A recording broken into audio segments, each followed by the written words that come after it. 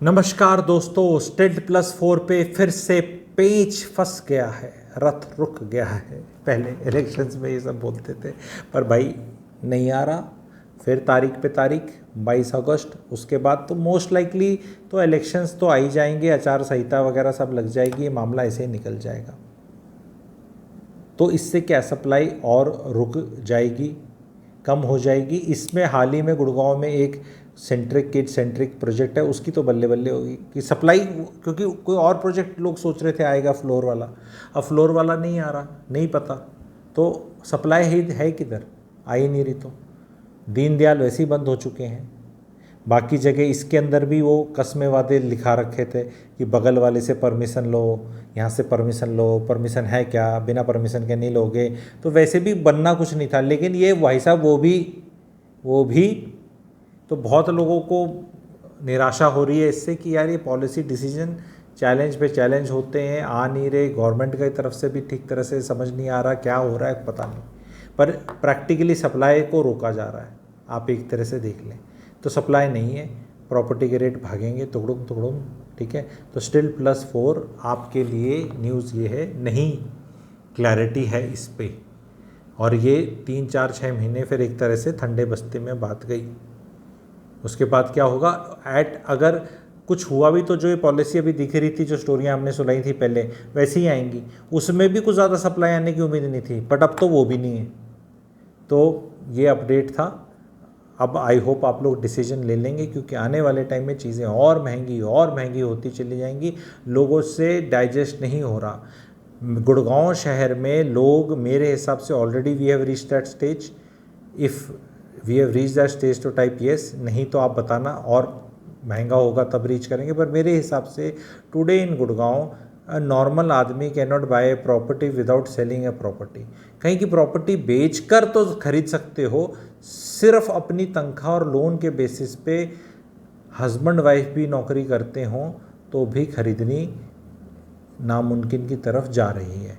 हाँ, पिताजी ने मदद कर दी, ससुर ने कर दी, बीवी भी नौकरी है, आप भी अच्छी नौकरी है, इतने जने मिलके खरीद लोगे, या कोई आपकी पहले प्रॉपर्टी खरीदी थी वो खरीद लोगे। तो यंगस्टर्स नहीं खरीद सकते। People in their 40s 50s 60s yes, वही खरीद सकते हैं जिनने पूरी लाइफ में बहुत पैसे कमाए हैं, कई प्रॉपर्टी एक्वायर करी है, रीस्ट्रक्चरिंग ऑफ एसेट्स कर रहे हैं, वो ही लोग खरीद रहे हैं, या फिर NRI जिनकी पास मोटा पैसा है। तो HNI इन्वेस्टर खरीद रहा है, HNI एंड यूज़र खरीद रहा है, अमीर लोग खरीद रहे हैं, या दिल्ली से जो बेच के आ रहे हैं या दिल्ली से बेच के आते हैं वो लोग खरीद रहे हैं। तो बस वही ग्राहक मार्केट में रह जाएगा।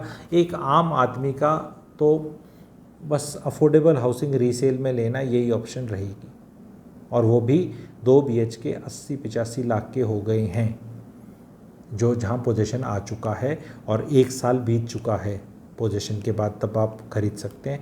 तो वहाँ पे मामला 80-85 लाख चला गया है, और 3 BHK के इतने पोजीशन आए नहीं अफोर्डेबल हाउसिंग में, और वहाँ वो 1.25 करोड़ तक जाएगा। तो आई होप आप लोगों को रेटों का अंदाज़ा हो जाएगा कि कहाँ है, और वही आम आदमी खरीद पाएगा। हाँ, करोड़ रुपया आम आदमी इज़ ओनली अफोर्डेबल हाउसिंग, ये जीवन का सत्य हो चुका है, और अफोर्डेबल हाउसिंग और नहीं आ रही। वो सब रिटायरमेंट होम्स या कुछ अलग स्कीम के अंदर आएंगे। अफोर्डेबल हाउसिंग की बहुत लोग वेट कर रहे थे, सेक्टर 95 में, 92 में, या कुछ सोना के अंदर। जो जानकारी है उसके हिसाब से कहीं कुछ नहीं आ रही, कुछ और ही आएगा, और 1.5-2 करोड़ का ही आएगा। तो मामला आप समझ गए हैं। तो ये चीज़ एक क्लैरिटी थी।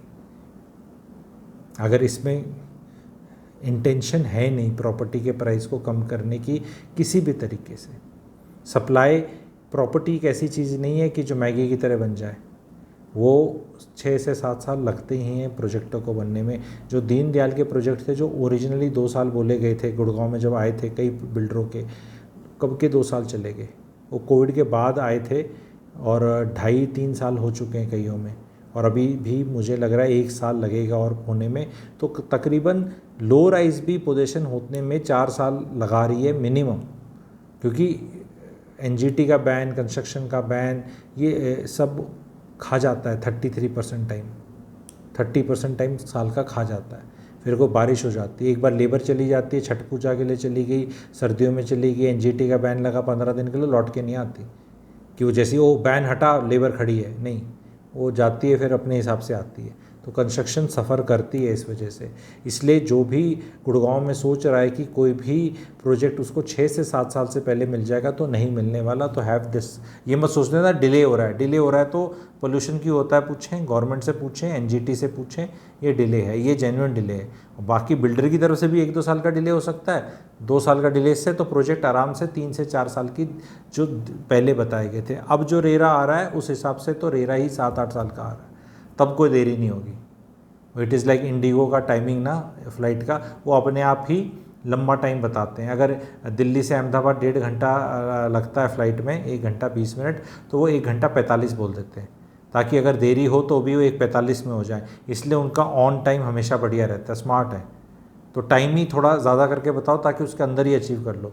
तो 1:20 टाइम लगना है तो बोलो वी आर बिफोर टाइम।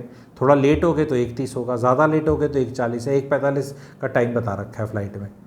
वो एयर इंडिया की तरह नहीं है, एयर इंडिया वाले बेचारे सही टाइम दिखाते हैं और हर बार लेट होते हैं। ये ऐसे आजकल एयर इंडिया ठीक हो गया हो तो पता नहीं, मैंने कई दिनों से एयर इंडिया की फ़्लाइट नहीं पकड़ी। पर जब एयर इंडिया था, मतलब प्राइवेट नहीं हुआ था, असली सरकारी वाला था, तो आराम से चलता था। कहते गुरुजी क्या जल्दी, आराम से चलेंगे, सहज सहज क्या, आराम से बैठो, बोर्डिंग, कोई जल्दी नहीं है। तो वो अलग समय थे।